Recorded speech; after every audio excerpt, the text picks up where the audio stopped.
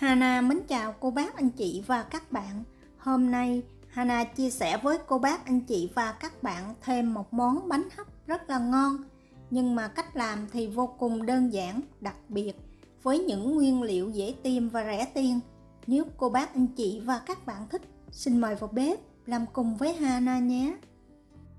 Trước tiên mình sẽ chuẩn bị phần nhân. Thịt thì Hana sử dụng thịt ba chỉ 250g. Mình sẽ đem đi rửa thật sạch, sau đó cắt mỏng khoảng 1cm.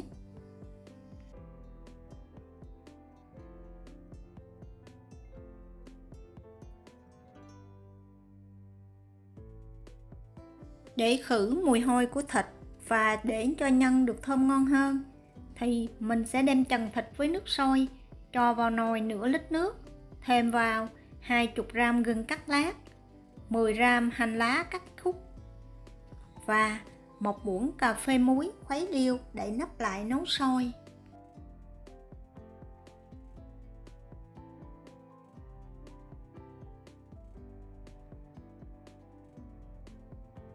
Khi nước sôi, cho thịt vào chần sơ khoảng 2 phút. Trong 2 phút, thỉnh thoảng cô bác anh chị và các bạn nhớ đảo đều phần thịt này lên.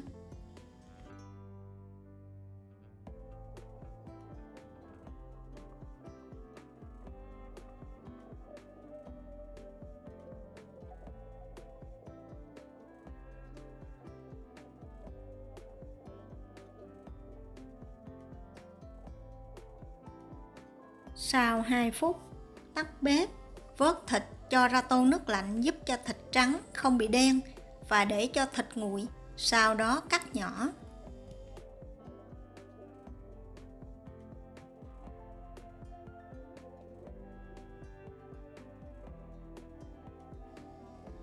Tôm thì Hana sử dụng tôm lọc vỏ rửa thật sạch 120g, mình cũng đem đi cắt nhỏ và để qua một bên. Tiếp theo, cho vào chảo 1 muỗng canh dầu ăn và đun nóng lên. Khi dầu nóng, cho vào 1 muỗng canh hành tím băm, phi cho tới khi hành vàng và thơm. Để tạo màu sắc cho nhân được đẹp hơn, Hana sử dụng 1 muỗng canh dầu điều. Nếu cô bác anh chị và các bạn không có, mình có thể sử dụng một ít ớt bột để tạo màu. Cho 1 muỗng canh dầu màu điều vào chảo, sau đó đảo đều lên, cho hết phần thịt này vào, xào khoảng 1 phút.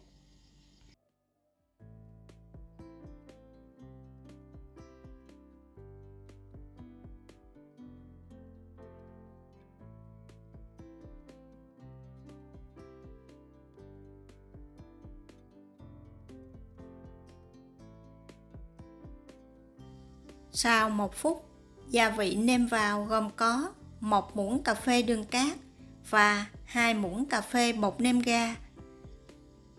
Trộn đều lên. Phần nhân này mình sẽ xào ở lửa vừa khoảng 10 phút cho tới khi phần thịt này săn lại và thịt hơi cháy xém cạnh, giúp cho nhân được thơm ngon hơn. Khi thịt bắt đầu xém cạnh thì mình cho hết tôm vào đảo đều, nấu cho tới khi phần tôm chín hoàn toàn.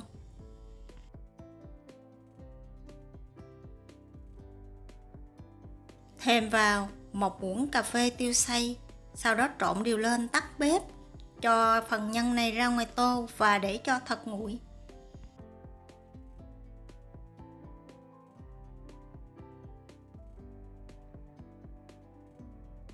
Kế tiếp, chuẩn bị phần vỏ bánh. Vỏ bánh hôm nay Hana sử dụng khoai mì bao. Đây là nửa ký khoai mì đông đá. Sau khi mình rã đông trong tủ lạnh qua đêm, cho vào tô, dùng tay làm cho khoai mì tơi ra, đồng thời kiểm tra nếu có những xơ còn sót trong khoai mì thì mình nhớ lấy ra, giúp cho phần bánh của mình được mịn đẹp hơn.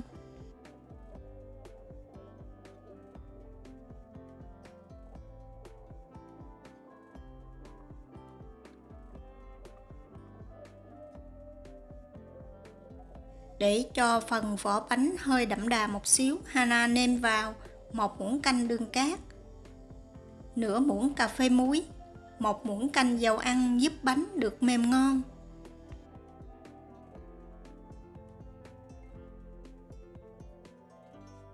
Và cuối cùng là rây vào 150g bột nếp, giúp cho vỏ bánh được mềm dẻo, không bị cứng. Sau đó dùng tay trộn đều lên.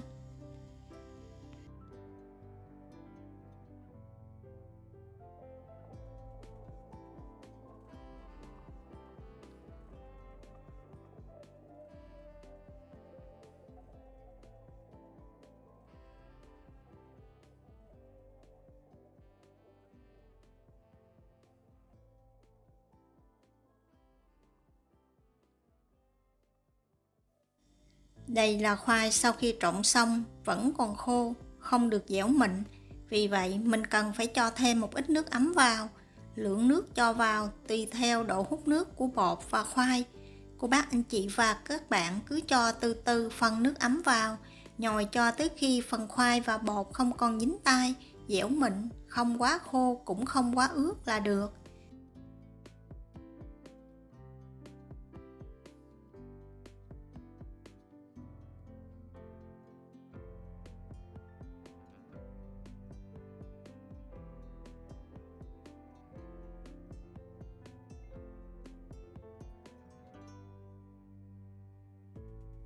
Bột sau khi nhồi xong mình lấy thử một viên, vo tròn ấn dẹp, bột không bị nứt là đạt.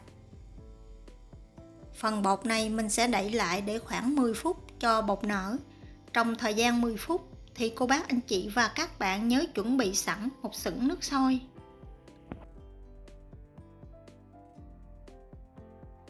Sau 10 phút mình sẽ đi tạo hình và gói bánh.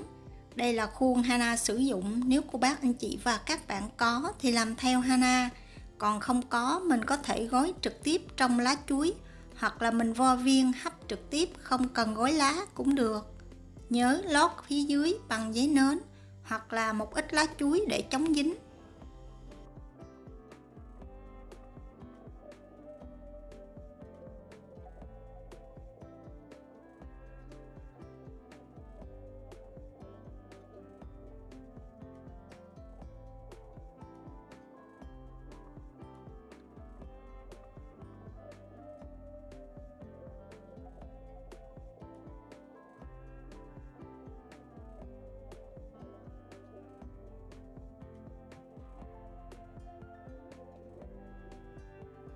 Tùy theo kích thước của khuôn mà cô bác anh chị và các bạn sử dụng lượng bột thích hợp. Với khuôn này, Hana sử dụng khoảng 35g bột.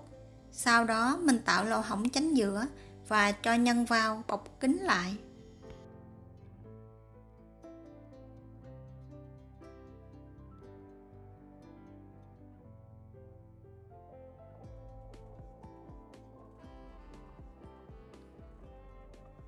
Cho dù cô bác anh chị và các bạn sử dụng bất cứ hình thức nào để gói bánh, trước khi bọc bánh mình cũng nhớ thoa một ít dầu ăn lên bột, giúp cho phần bột được bóng đẹp và dẻo mềm sau khi hấp.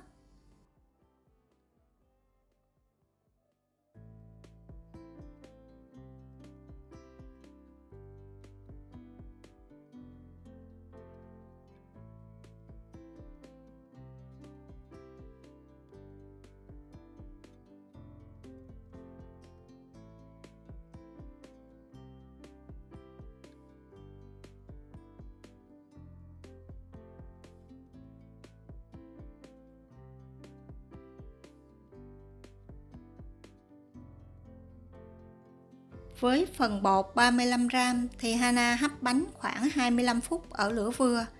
Trong thời gian hấp, thỉnh thoảng cô bác anh chị và các bạn nhớ dỡ nắp xả hơi 1-2 lần, giúp cho bánh không bị biến dạng. Sau 25 phút mình sẽ tắt bếp, vì bánh mình có chống dính kỹ nên rất là dễ dàng lấy ra khỏi khuôn. Tiếp tục tạo hình với phần bột và phần nhân còn lại, đem đi hấp cho tới hết. Bánh khoai mì nhân tôm thịt này, cô bác anh chị và các bạn sử dụng khi còn nóng hoặc khi để nguội ăn cũng rất là ngon. Với cách pha bột trộn chung với bột nếp, phần vỏ bánh thì mềm dẻo, phần nhân thì đậm đà. Ăn không, hoặc là nếu cô bác anh chị và các bạn muốn dùng kèm, có thể thêm một ít đồ chua, một ít hành phi và một ít nước mắm chua ngọt, ăn cũng rất là thích hợp. Cảm ơn cô bác, anh chị và các bạn đã xem.